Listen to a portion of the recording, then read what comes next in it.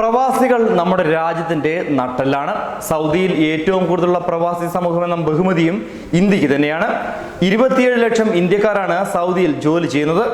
രാവെന്നോ പകലെന്നോ നോക്കാതെ, ചൂടെന്നോ തണുപ്പെന്നോ നോക്കാതെ അധ്വാനശീലമുള്ളതിനാലാണ് ഇന്ത്യക്കാരെ ഈ രാജ്യത്തിന് ഇത്ര പ്രിയമുള്ളവരാക്കിയത്. എന്നാൽ ഈ പ്രവാസികൾ അനുഭവിക്കുന്ന ചില ബുദ്ധിമുട്ടുകളുണ്ട്. അവ പരിഹരിക്കുവാൻ ചില എളുപ്പ മാർഗങ്ങളുമുണ്ട്. കേരളത്തിന്റെ അഭിമാനമായ കേന്ദ്ര പ്രവാസികാര്യ സഹമന്ത്രി വി മുരളീധരൻ വിചാരിച്ചാൽ ഈ പ്രശ്നങ്ങൾ വളരെ എളുപ്പം പരിഹരിക്കാനാവും. അതുകൊണ്ട് തന്നെ അദ്ദേഹത്തിന് നേരിട്ട് കത്തെഴുതി പ്രശ്നപരിഹാരം ആരാഞ്ഞിരിക്കുകയാണ് ഒരു പറ്റം പ്രവാസികൾ. സൗദി പ്രവാസി മലയാളികളുടെ ഒരു അപേക്ഷ തന്നെയാണ് ഇത്.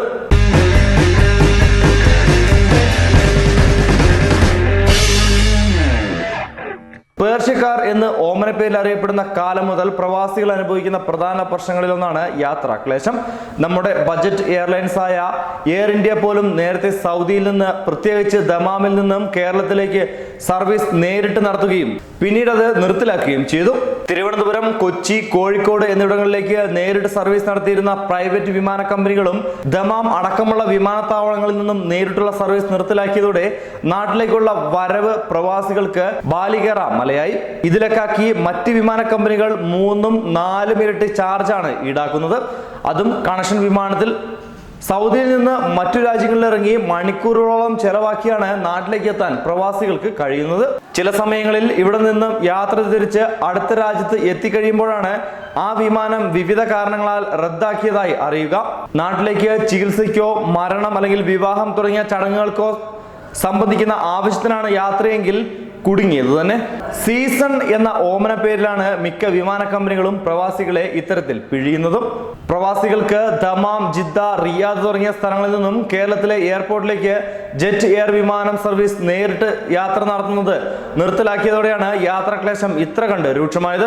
എയർ ഇന്ത്യ റിയാദ്, ജിദ്ദ എന്നിവിടങ്ങളിൽ നിന്നും കേരളത്തിലെ ചില വിമാനത്താവളങ്ങളിലേക്ക് സർവീസ് നടത്തുന്നുണ്ടെങ്കിലും ദമാമിൽ നിന്നും ഒരു സർവീസ് പോലും ഇല്ല.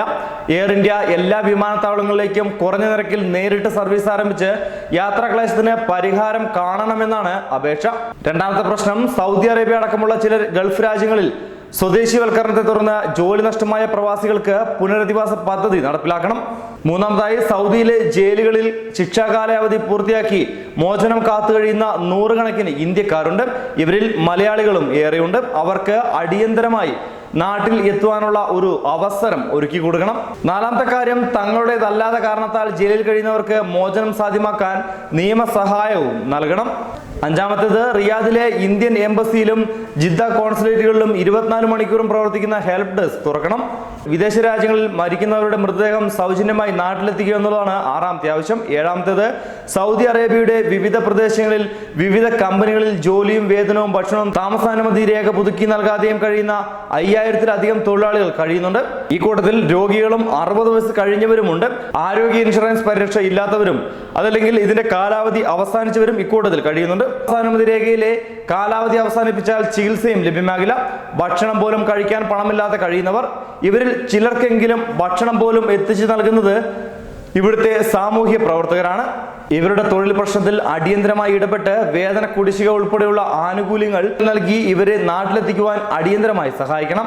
എട്ടാമത്തേത്, വിസ ഏജന്റുമാർ വ്യക്തമായ തൊഴിൽ കരാർ കാണിക്കാതെ മോഹന വാഗ്ദാനങ്ങൾ നൽകി വിദേശ രാജ്യത്തേക്ക് ചവിട്ടിക്കയറ്റി അയക്കുകയും ഇവിടെ എത്തി തൊഴിൽ പീഡനങ്ങൾ ഏൽക്കേണ്ടി വരികയും ചെയ്യുന്ന കേസുകൾ നിരവധിയാണ്. ഇത്തരം കേസുകളിൽ കൂടുതലായി ഇരയാകുന്നത് ഗാർഹിക തൊഴിലാളികൾ തന്നെയാണ്. ഇവർക്ക് ഒരു പരിധിയെങ്കിലും രക്ഷയാകുന്നത് സാമൂഹ്യ പ്രവർത്തകർ തന്നെയാണ്. ഇത്തരം കേസുകളിൽ വിസ ഏജന്റുമാർക്കും ട്രാവൽസിനും കടുത്ത ശിക്ഷ നൽകുകയും തൊഴിലാളികൾക്കിടയിൽ ബോധവൽക്കരണം നടത്തുകയും ചെയ്യാൻ ഗവൺമെന്റ് തയ്യാറാകണം. പ്രവാസികൾ നമ്മുടെ രാജ്യത്തിന്റെ നട്ടെല്ലാണ്. സൗദിയിൽ ഏറ്റവും കൂടുതലുള്ള പ്രവാസി സമൂഹം എന്ന ബഹുമതിയും നമ്മുടെ ഇന്ത്യക്ക് തന്നെയാണ്. 27 ലക്ഷം ഇന്ത്യക്കാരാണ് സൗദിയിൽ ഇത്തരത്തിൽ ജോലി ചെയ്യുന്നത്. ചൂടിനെയോ തണുപ്പിനെയോ പകലെന്നോ രാത്രിയോ ഒന്നും ഇല്ലാതെ പണിയെടുക്കാനുള്ള മലയാളികളുടെ അധ്വാനശീലം തന്നെയാണ് പ്രവാസികളായ മലയാളികളെ ഇവിടെ നമ്പർ 1 ആക്കുന്നത്. സാമ്പത്തിക ബാധ്യതയിൽ ചില കമ്പനികൾ അടച്ചുപൂട്ടുകയുണ്ടായി. ജൂബിലിയിലെ ഒരു കമ്പനിയിൽ 170 ഇന്ത്യൻ തൊഴിലാളികൾക്ക് ജോലിയും വേതനമില്ലാതെ ഒരു വർഷമായി കഴിയുകയാണ്. ക്യാമ്പിൽ പല മുറികളിലും AC ഇല്ല, ഉള്ളതോ പ്രവർത്തനരഹിതവുമാണ്. 40 മുതൽ 46 ഡിഗ്രി ചൂടിലാണ് ഇവർ ജീവിതം തള്ളി നീക്കുന്നത്. ഹൃദയ സംബന്ധമായ ഓപ്പറേഷൻ കഴിഞ്ഞവരും രോഗികളും ഇക്കൂട്ടത്തിൽ ഉണ്ട് എന്നതും ഇവരുടെ മുറവിളിക്ക് കേന്ദ്ര പ്രവാസികാര്യ സഹമന്ത്രിയായ അങ്ങ് ചെവിക്കൊള്ളണമെന്നും ഈ അപേക്ഷയിൽ പറയുന്നു.